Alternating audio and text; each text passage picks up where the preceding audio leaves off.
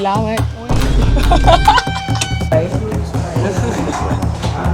โอ้โหแล้วสลิงนี่จับความยาวประมาณเท่าไหร่นะ2 ชั่วโมงเลยย่างติดอยู่ทั้งกลางหันละค่ะขามันเอาออกว่าไป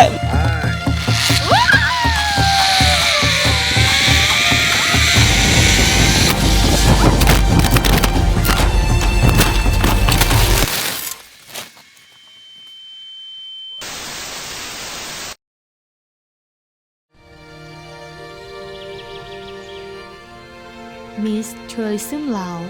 2025 นำเสนอ 18 แขวง 18 เรื่องราว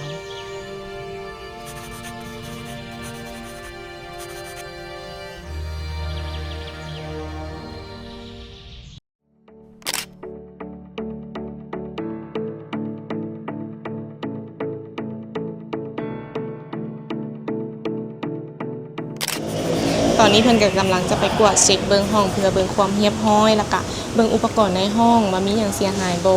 ถ้าว่าทุกอย่างครบก็เรียบร้อยแล้วก็สถานีต่อไปที่พวกเขาจะไปนั่นก็คือ The Rock View เดี๋ยวเฮาไปเจอกันอยู่หั่นอีกเทื่อนึงเจอกันอยู่หั่นเนาะโอเคตอนนี้เดี๋ยวเฮาไปเติมพลังอาหารเช้าก่อน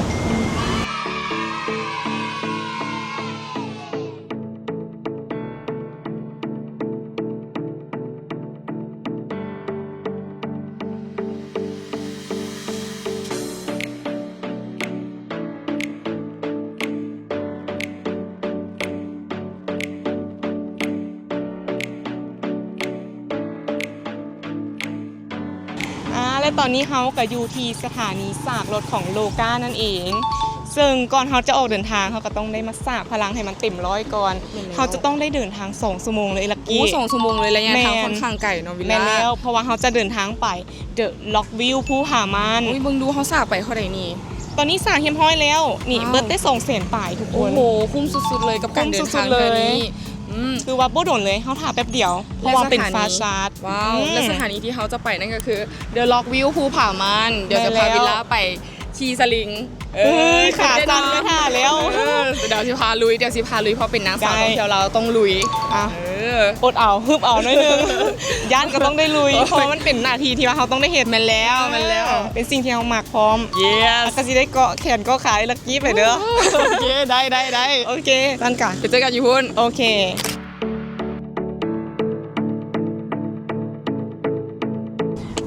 โฮมแฮมเมื่อคืนนี้นะรับสบายเฮ้ยตัวรับปลาเอื้อยตัวมันหน้าไว้ตัวรับปลาเอื้อยรับปลาบัดนึงเด้อไปเลยต่อพระอินทร์หันมาอีกทีนึงแล้วอ้าวรับแล้วโอ้โหเอาพักเสียงอยากได้ฟิลนิทานรับเลยเขาน่ะสนใจก็เลยแต่ว่าเอื้อยกับเล่นโทรศัพท์ไปสักพักนึงนะกับโทรศัพท์ก็สิตกลงโอ้แบบเตียงมันนุ่มมันกว้างสบายละแอร์ห้องก็เย็นช่ำเย็นเกินพอตื่นมาอีกแล้วเสียงโบมีอีกแล้วลักกี้อีก18 องศาแน่นอนแล้วบอกเลยว่าไผ่ที่ว่ามีแผนมาเล่นขมวนและหาที่พักนะแนะนำเลยอินทิราทาแขกกลางตัวเมืองอีกคือเข้าไปเมื่อคืนนี้เซ็นเตอร์พอยต์ค่ะนะย่างไปได้เลยโบได้ไก่ย่างไปก็พวกไก่ประมาณเท่าไหร่มีพวกไก่บุ้โลเลยย่างไปแป๊บเดียวก็500 เมตรประมาณ500 เมตรนี่แหละ200 เมตรอะให้ย่างไปกับหัวเซ็นเตอร์พอยต์หัวรันเซเว่นแม่แล้วระหว่างทางก็จะมีห้านขนมปาติโซมีคาเฟ่มีห้านขายเครื่องมันก็ได้ปิ่นแบบเปรี้ยวๆแบบย่างไปแต่ย่านได้ย่างแล้วเลาะไปน้ำทางได้เลยเนี่ยว่าอินทิรานี่เพิ่นมีฟาซิลิตี้ครบครันเลยเนาะว่าจะเป็นพวกเครื่องอำนวยความสะดวกว่าซันซาที่อยู่ภายในห้องให้เฮาครบเลยแถมยังมีอาหารซอสแซ่บๆให้พวกเฮาอีกเคยเป่าผมมีอย่างสิและราคานะกระซิบเลยว่าโคตรดีมีบอลจอดรถน้ำใครว่าเอารถมาเองหรือว่าอย่างนั้นมีบอลจอดรถน้ำและ next station ของพวกเขาก็คือ The Rock View ภูผาม่านวิลล่าเดี๋ยวสิพาวิลล่าไปขี่สลิงเพราะเป็น activity ที่แบบลักกี้นะมักที่สุดเลยเพราะว่าเขามักแอดเวนเจอร์เขาสายลุยอ่ะใครที่ว่ามานะแบบไม่อยากให้พาเลยได้วิลล่ากันแล้วเดี๋ยวไปพาไปเดี๋ยวพาลุยเขาเป็นนักสาวที่เขาต้องพร้อมลุยได้อยู่สลิงกั้นใจได้อยู่แต่ว่าที่พักใต้ขวาใต้ขวาก็เลิศเลยล่ะ แต่ว่าที่พักเดี๋ยวสิพาไปเบิ่งที่พักบอกเลยว่าที่พักติดธรรมชาติวิวดี มีซีนดาดพร้อมเดี๋ยวพากินซีนดาดกลางวิวภูผา มีหมอกอีกตอนเช้าตอนแรกตอนแรกเบิ่งพระอาทิตย์ตกอีก น้ำหนักเขาสิบ่ขึ้น10 โลคุณว่า พวกพี่ยังไปลดเอาคดแล้วค่อยลด กินไปก่อนเนาะแนวแซ่บ เอามาเที่ยวต้องเต็มที่เติมพลังเติมโซเดียม ไปเดี๋ยวพาวีลาไปก่อน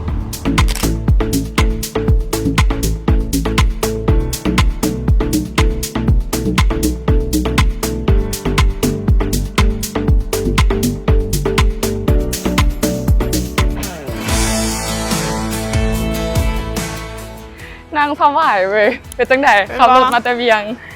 พอตักสันแล้วได้นี่ ข้างเพลงทุกคนบ่ได้เมื่อยเลย บ่ได้เมื่อยเลย พวงมาลัยเบาะนางทุกอย่างคือสบายพวงมาลัยน้ำหมุนง่ายแฮงแถมยังมีกล้องรอบคันอีก ว้าว ก็ต้องย่านเลยคันสมมุติไข่ที่มาละย่านว่ามีอุปสรรคมีสิ่งกีดขวางน้ำทางอย่างสินะบ่ต้องย่านอันนี้เพิ่นมีเซ็นเซอร์พิเศษอีกคันสมมุติว่ามีอย่างมาตัดหน้าสิเบรกกระทันหันให้เบรกอัตโนมัติให้ อัตโนมัติเบรกอัตโนมัติ แม่น อ๋อเป็นเซฟตี้ไปเลย แม่น รถแฮงมาพร้อมกับออปชั่นพิเศษเลยเมื่อเฮาซื้อรถรับประกันวารันตีเลย 8 ปีว้าวหรือว่า 160,000 ไมล์นั่นเอง แม่น มาพร้อมกับ การบำรุงรักษาฟรี3 ปีอีกทุกคน ว้าว3 ปีหรือว่า 60,000 ไมล์นั่นเอง ถูกต้อง แถมบวกเพิ่มอีกนั่นก็คือซากฟรี3 ปีไปเลย ว้าว กับแอปโลกาได้ทุกจุดทั่วประเทศลาวเลยทุกคน พิเศษสุดๆเลย พิเศษสุดๆเลย เป็นแล้วไหนคนนางข้างๆสบายบ่ กับรับแล้วเมื่อกี้มีคันวอทอมาห้องเพลงฮอตแล้วห้องฮอตทีพักกันแล้วนั่นก็คือ The Rock View ภูผาม่านนั่นเอง เน้นแล้วไปเดี๋ยวเขาย่างเข้าไปเช็คอินกันวิลล่าโอ้โหแบบอากาศแบบฮ้อนแต่ว่ามีลมพัดเย็นคือได้เลยเหมาะกับบรรยากาศสุดๆโอ้โหข้างในรีเซพชั่น สบาย ส ดี วยดีซื้อลักกี้กับวิลล่าต่อเลย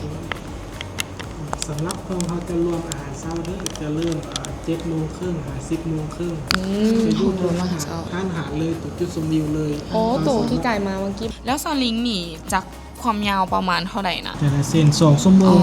โอ้ส ส อ อง ง ชั่วโม ชั่วโม ง งเลย 2 ชั่วโมง โอ้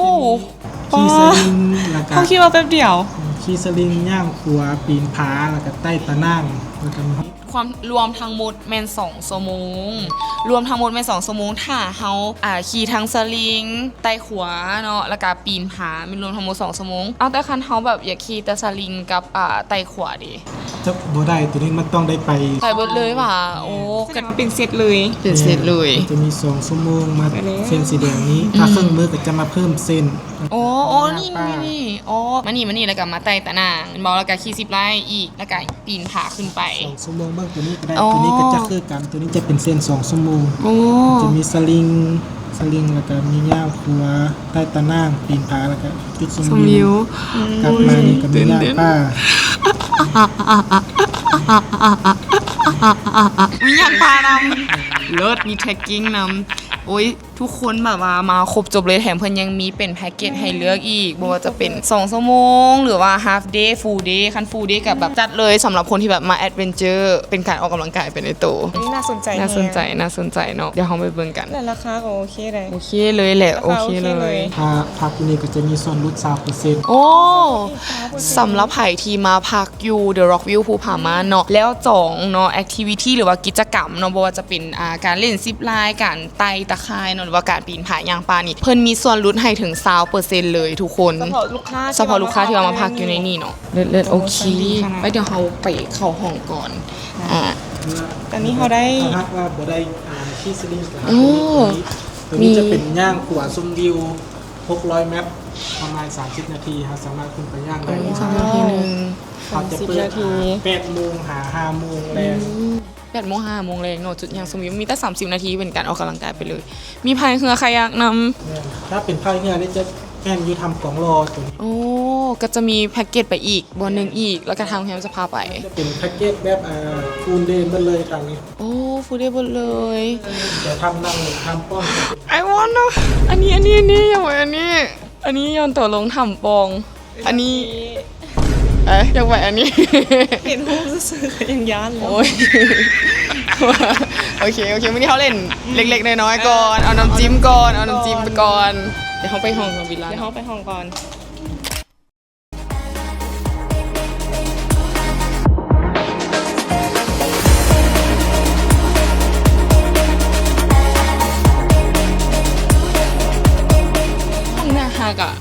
เป็นคือแคปซูลแต่ว่าอุ้ยเย็นแฮงคือแมนโอ้แมนแล้วเพิ่นเตรียมห้องไว้เฮาดีแฮงเปิดแอร์ไว้ให้พร้อม โซนนี้คือฟรีค่ะฟรีเลย เป็น facility ที่มีมาให้จากที่เฮาจองแล้วก็บ่นอนน่าฮักแฮงใส่เบิ่งอันนี้โอ้ มีไฟแยงให้เรา เบิ้งทุกคนอันนี้ก็จะเป็นถงก็จะเอิ้นว่าถงผ้าเซตโตแล้วก็ผ้าเซตหน้าเนาะที่ว่าเขาเอาไว้ไปอาบน้ำอยู่ห้องน้ำทางลุมแต่ทางเทิงก็มีห้องน้ำให้คือกัน ต้องหิวตุ้มยุมตำยำหิวตุ้มยุมตำยำหิวตุ้มยุมตำยำไป เมเขาเพิ่นมีกระตาให้เลย มีคันโฮมให้พร้อมบัดฝนตกนี่เอาไปใช้ได้เด้อมีแบบเอาไว้ดิฟกาแฟสำหรับสายกาแฟสายคาเฟอีนดีฟ นะคะแข็งมีครบเลยมีน้ำหมอกันตรงยังไงอุ้ยบน เย็นแฮง แม่นแล้วรถ เธอใส่ใจเด้อคนมีไฟให้ทั้งสองเบื้องเลยนี่ไฟทั้งหัวเตียง จองพักนี้ สองเบื้อง จองพักนี้จองพักนี้พักนี้พักนี้จองหรือว่าไหนปักซุ้มกัน กระยาห้ามปรับเอตอนกลางคืนห้ามปรับเอตอนกลางคืนห้ามปรับเอตอนกลางคืนมาปรับเอเด้อทุกคนเลย เอาขมัก มา น้ำ ป เย็ รับ น ใส่16-17 องศาตื่นมาตื่นเจ็บอเมริกา มีโมนี่กับจะนั่งไว้นั่งอ่านหนังสือได้นี่แหละบอนอนเจ้าหน่ะนี่แหละบอนอนเจ้าหน่ะนี่แหละบอนอนเจ้าหน่ะ วิลา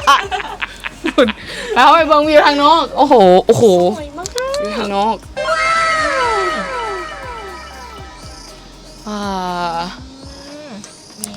บอกเลยว่าไผ่ที่ว่าแบบเป็นสายพักผ่อนอีหลีนี่แนะนำเลยบนนี่มีอ่างล้างหน้าอยู่นี่น้ำนี่เขามาล้างหน้าตอนเช้าแล้วเขาก็เห็นวิวธรรมชาติที่แบบคือมันวิวหลักล้านอะวิวหลักล้านแล้วแบบมันหาใส่บ่ได้เลยหาในเมืองกับบ่ได้นี่แล้วอันนี้ก็จะเป็นห้องน้ำทุกคนนี่แล้วจะเป็นห้องน้ำทางนอกเมนห้องน้ำทางนอกตัวนี้ มีห้องน้ำในตู้ เมนแล้ แต่ว่าว ตัวนี้จะเป็นแมนเป็นห้องน้ำเมนแล้ว แต่ว่าอาบน้ำนี่จะต้องได้ไปอาบอยู่เนาะ เมนพูนเนมจากนี่เห็นวิวห้านอาหารทางเทิงนำซึ่งว่าเขาสิย่างไปหรือว่าเขาสิขี่รถไปก็ได้แล้วแต่ละห้องก็คือส่วนตัวแฮงเพราะว่าก็จะเอิ้นว่าเป็นบล็อกของไผ่ของมันเลย แมน private แมนเบิ่งวิวโอ้โหสดชื่นสุดๆเลยมื้ออื่นตื่นเช้ามานี่แห่งสิสดชื่นแน่นอนตอนแรงแห่งสิงามพระอาทิตย์ตก สวงยามฝนอันนี้แห้งงาม แล้ว ตื่น เดี๋ยว มาเช้าๆนี่หมอกเต็มนี่ หิวข้าวเดี๋ยวไปกินข้าวหิวข้าวแล้ว แมน12 โมงเลยเนาะ กิน ไป ข้าว เดี๋ยวเราคักไปกินข้าวก่อนไปเข้าไปในก่อนตอนนี้ อัดตู้ขังวิลล่าไว้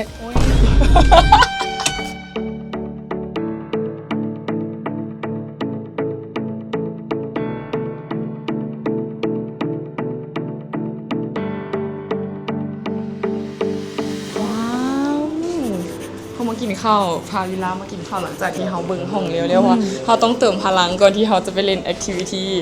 จองไว้ให้แล้ววิลล่า จ่อง private ปะจ่อง private ปะจ่อง private ปะ โอ้ยได้เดี๋ยวเขาจะไปขี่สลิงหลังจากที่เขากินข้าวแล้วตอนนี้ เขาไปเติมพลังก่อน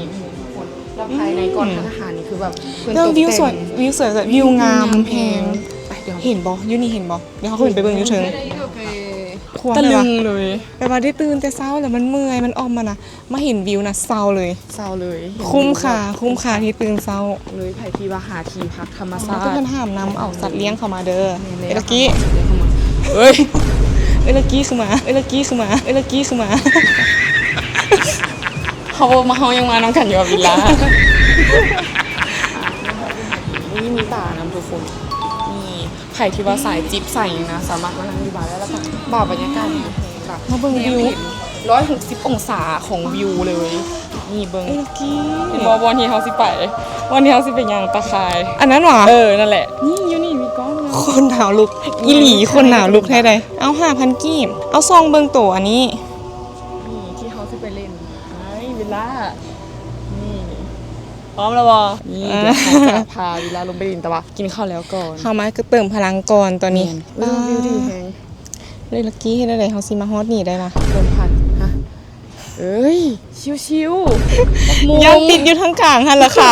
ขามันเอาออกบ่ไปขามันเอาออกบ่ไปขามันเอาออกบ่ไปขาออกบ่ไปซะ เดี๋ยวตอนนี้ยังไม่ไปแล้ว ตอนนี้ยังไม่ไปแล้ว ขนาดเห็นซื่อๆนี่นี่ หา บรร ได้ ยากาศ ยาก ดีแฮง หาสถานที่ท่องเที่ยวแบบนี้ยากแฮงในบ้านเฮาก็เลยแนะนำเลยเดี๋ยวเราวิวภูผาม่านแขวงคำมวนเนาะ แมนมาแล้วมาคำมวนแล้วต้องได้มาลองอีหลีต้องได้มาลองอยู่นี่ มาการตกแต่งของเพิ่นมีการเอาบางไม้ไผ่มาตกแต่งแบบว่ามาเอาของที่ว่ารีไซน์ ได้ไส้อืม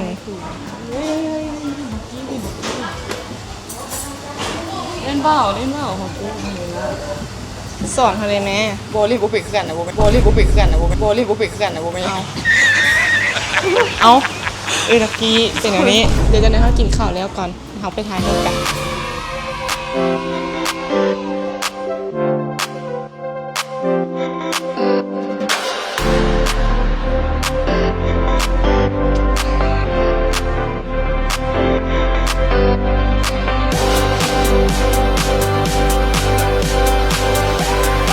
ด้เวลาเติมพลังแล้ววิลล่าก่อนที่เขาจะไป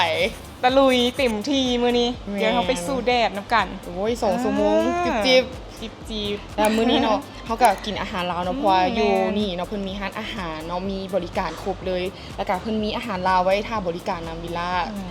อาหารเป็นตาแซ่บแฮง แม่ แต่ น เฮาก็บ่ลืม แม่น ที่จะ บ่ พ ลื ก ม แจวแซ่บโอมาน แม่น ำซึ่งมื้อนี้เนาะเขาก็จะกินเป็นแจวบอง อื เพราะว่าเห็นบ่มีใส่อัว แม่นโอ้ยมีใส่อัว เข้า ลงเข้า กัน บ้าง แฮงแล้วก็มีข้าวเหนียว นี่โอ้ยแม่นเขามีข้าวเหนียว นี่ เอ ตา อ ม น้อง เลย ขอข้าวเหนียวหน่อยเด้อ แม่นอ่ะเอาเบิดติบเด้อให้มันเบิดได้เบิดติบเด้อให้มันเบิดได้เบิดติบเด้อให้มันเบิดได้ เลยว่าเขากิน10โลเลยแท้ แม่นเดี๋ยวตักให้ น้ำหนักถึง10โลเลยแท้มื้อนี้ ได้เมื่อวานนี้กินอันโรตีบ่เห็นสิว่าอย่าง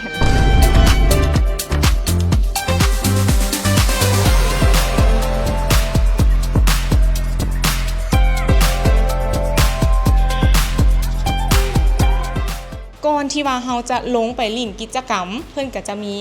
ข้อมูลและก็เงื่อนไขต่างๆ ให้เรากรอกซื้อกรอกรายละเอียดของเราและในกรณีฉุกเฉินถ้าว่าเกิดอุบิเหตุอย่างเนาะใส่เบอร์ไผติดต่อหาไผแม่นใจนี่ได้เลย หลังจากแล้วพวกเขาก็อยู่ในเพิ่นละก็เขาก็เตรียมตัวไปเล่นกิจกรรมเลย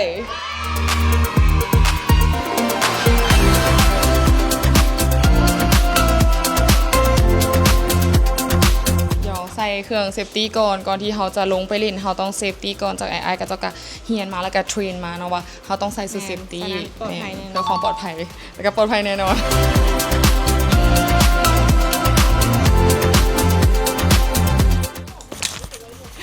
เรียบร้อยตอนนี้เขาไป แปลงร่าง พร้อมแล้วบ่ พร้อมสุดๆ แต่ว่าขาสั่นหน่อยหนึงเมื่อกี้นี่ไปเบิ่งวิวเพราะสิบ่ย่านละเด้เพราะว่าเป็นคนบ่ได้ย่านความสูงแต่ก็อุ้ยน่าหวาดเสียวอยู่ แล้วน้องดิ ได้มีการันตีอยู่เพิ่นมีเซฟตี้พร้อมนี่เห็นบ่ แมนค่ะต้องมั่นใจ 100% แม่นแล้วพร้อมแล้ว พร้อมแล้วเนาะ ไปลุย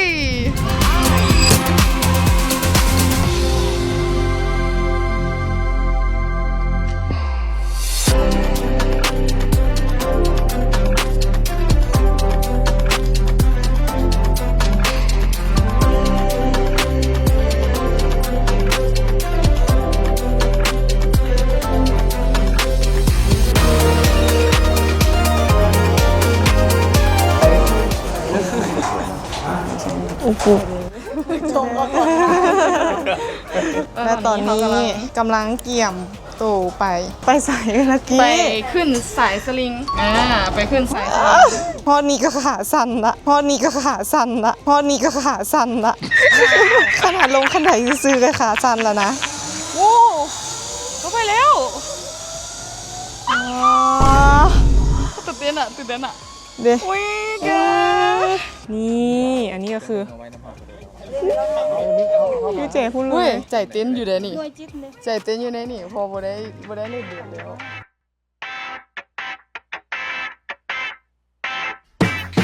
ทุกคนตอนนี้เขากับยูทีโลกา แมน เห็นบอกง่ายๆเลยเมื่อกี้บ่ได้ยากมีแต่สแกนแล้วก็เอามาเสียบใส่รถเท่านี้เลย แมนและแถมยังยูแอปเนาะเขาก็สามารถติดตามได้เนาะทุกคนว่าตอนนี้เขาสากได้หัวใส่แล้วเนาะจากนาทีสากไปจากนาทีแล้วก็ราคาเท่าใดนี่ง่าย ๆเลย แล้วสายสากกระเป๋าแฮงเมื่อกี้นี่เห็นวิลล่าใส่มือเดียว มือเดียวก็ได้ เดียวเลยแล้วก็จุดโลกาจุดนี้เนาะเป็น ถูกต้อง โลเคชั่นที่ดีเลยก็คือปากซันทั้งปากซันที่เขาจะไปคำมวนแม่ มีร้านกาแฟอีกเห็นร้านกาแฟแล้วอยากเลย โอเค ดี๋ยวเขาไปนั่งค่ะ โอเคไปเข้าไปกินกาแฟ สัมสถานีไปก็ได้ติดตามได้ในแอปเลยเดี๋ยวนี้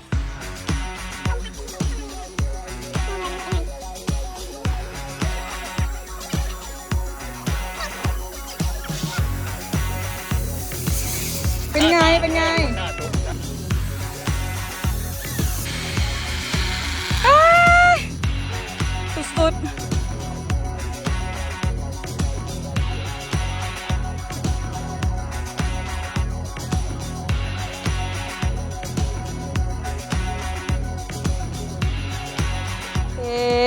สมเป็นนางงามเนาะนั่งกับนั่งพับแพบ ที่จริงนะอยู่เลยปิ่นมาได้ เดี๋ยวมันต้องยับขึ้นนิดนึง ปิ่น เลย ก็ไปแล้ว ยับขึ้นนิดนึงเลยคอมันเอาเขียนเป็น เลิศแล้วล่ะเลิศเลยล่ะ แต่เอาหลังๆอีกไม่ได้ ใช่เลย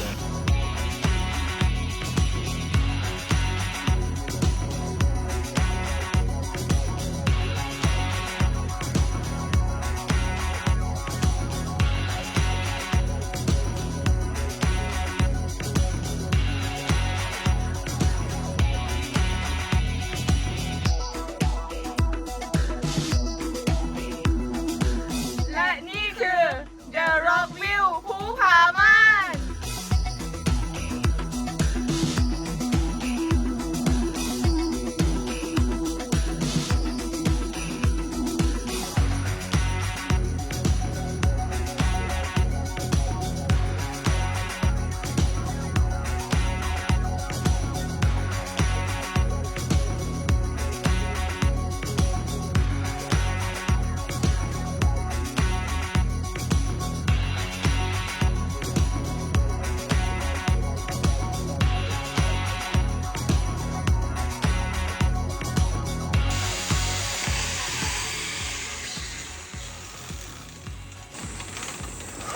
ว่าเราหมาบนยืน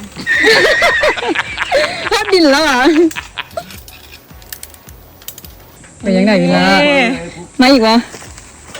อาจจะยัง ม้ามวน มวนเนาะ อะไรใหม่ เวอร์คือ ๆ โอ้ยเลิศอ่ะ ห้องเสียงสุดท้ายของห้องสุกมวนเนาะ เห็นแล้วได้ เห็นแล้วไอ้ด้านลุงก็บอกไง จะเบิ่งว่าสิใช้งานได้ ห้องเสียงสุดท้ายเหรอมวนเนาะไอ้ลักกี้ สุดๆไปเลย กลับไปอีกรอบหนึ่งได้บอก ยังอีกเส้นนึง อ้าว เย้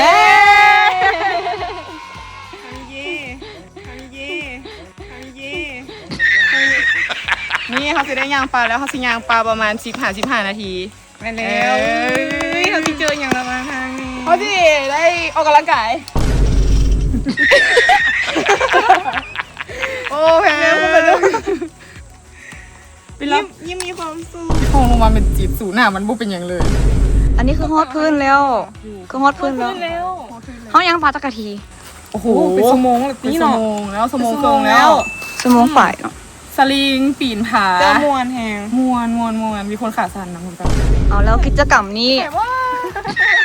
กิจกรรมนี้เป็นแนวใดก็ผ่านมาเห็นอย่างแนวเฮามากว่าที่มาฮอดนี่ชั่วโมงฝ่าย2 ชั่วโมง เขาขับรถมาเนาะจากโรงแรมที่เฮาพักอยู่มาฮอดนี่เนาะ 2 ชั่วโมง แม่นแล้ว2 ชั่วโมงแต่ว่าระยะทางเนาะก็ถือว่าทางนี่ดีแฮงเลยดี อาจจะ เล มี ย ขุมน้อยนึง แม่นแต่ว่าเวลาขับรถก็ยังให้ทุกคนเนาะระมัดระวังแน่เพราะว่าจะทางโค้งหลาย แล้วก็มีรถใหญ่รถบรรทุกพร้อม แม่นแล้ว ยังให้ระมัดระวัง แม่นขับรถด้วยความมีสติ แล้วก่อนเราจะมาฮอดจุดนี้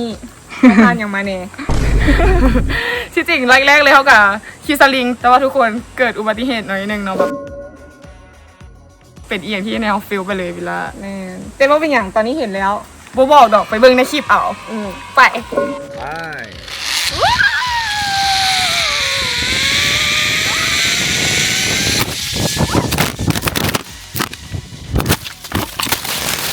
ล่ะตอนนี้เมื่อยบอ เมื่อยแต่ว่าไปต่อได้ ไปต่อได้ เราจะไปฮอดปลายทางน้ำกันไป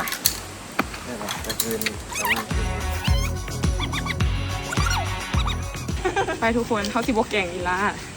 เพราะว่าเขาสิพาวิล่าไปกินซินทาง บ่เมื่อยเลย ต้องสิงหายใจด้วย โอ้ยเพื่อละเฮาไป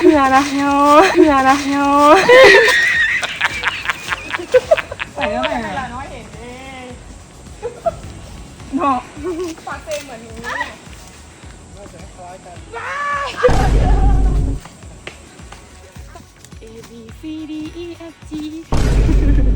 เ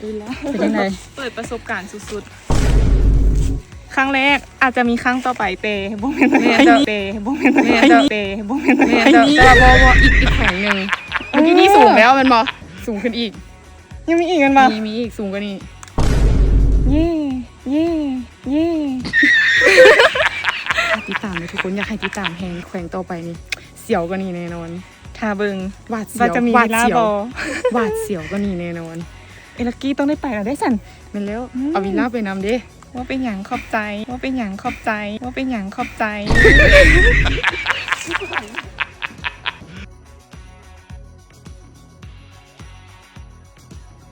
เมื่อยบ่ เมื่อย หลายบ่ โบ เมื่อยห บ่ ลาย จื้อ เมื่อยหลายหลายแต่ยังไหว หลายแต่ยังไหวสิวะไหว ไหว ไหวบ่ ไปบ่บ่ไหว คืออยู่ไปเดี๋ยวที่เอาพี่ไปมันเบิ่งก็บ่ไหวบ่ไหวบ่ไหวบ่ไหวบ่ไหวนี่บ่เบิดอีกว่ะ ไหวบ่ ไหว ไปต่อลุย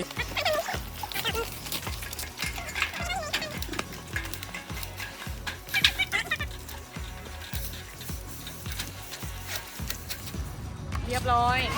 เป็นอะไรมวนบ่มวนตื่นเต้นสุดๆไปเลยแห่งใกล้ถึงห้องเซ็นสุดท้ายแห่งแบบโอ้ยสิจบแล้วว่ะสิจบแล้วว่ะวิลล่าหลายแต่ยังไหว หลายแต่ยังไหวสิวะ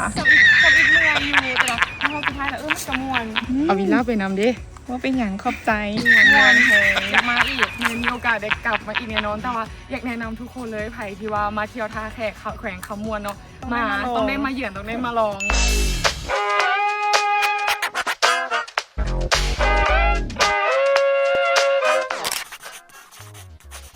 ป้าไปขี่สลิงมามื้อนี้นะรู้สึกว่าแบบเมื่อยแต่ว่าคุ้มค่ากับวิวที่เฮาได้วิวหลักล้านเลยวิลล่า ขึ้นไปเห็นวิวปุ๊บเซาเมื่อยเลย คุ้มอีหลี คุ้มมันบอก เขาเฮ็ดกิจกรรมมื้อนี้เต็มที่เลยใช้พลังงานคือทั้งปีน10ไร่นอปีนผาแล้วยังมีไต่ขวา ไต่ อี ขวาพร้อม ใต้พลังคือเกินร้อยไปเลย แต่ว่าต้องขอบใจเนาะทาง The Rock View เนาะที่ว่าเพิ่นจัดเซตซินดาบซึ่งเป็นอาหารที่แบบว่ากินแล้วเติมพลังเฮาได้เลยแบบไปใส่ก็ต้องมี แมนแต่ว่าเมื่อยๆแบบนี้เขาต้องกินคู่กับเบียร์ลาวเลมอนนี่มาฟังเสียงกันทุกคน อุ้ยเอายังไงอ๋อ เป็นตาแซ่บไปวะ น้ำสีทองฟองสีขาวน้ำสีทองฟองสีขาวน้ำสีทองฟองสีขาวเถอะเนาะมันก็ซีนแน่นอนเลยโอ้มิลล่าเป็นเบียร์ออกใหม่ว่ะ นี่ เป็นเบียร์ออกใหม่ของมิลล่าเอาอีกทียังบ่เคยกินเลยแค่ มา ครั้งแรก เจาะ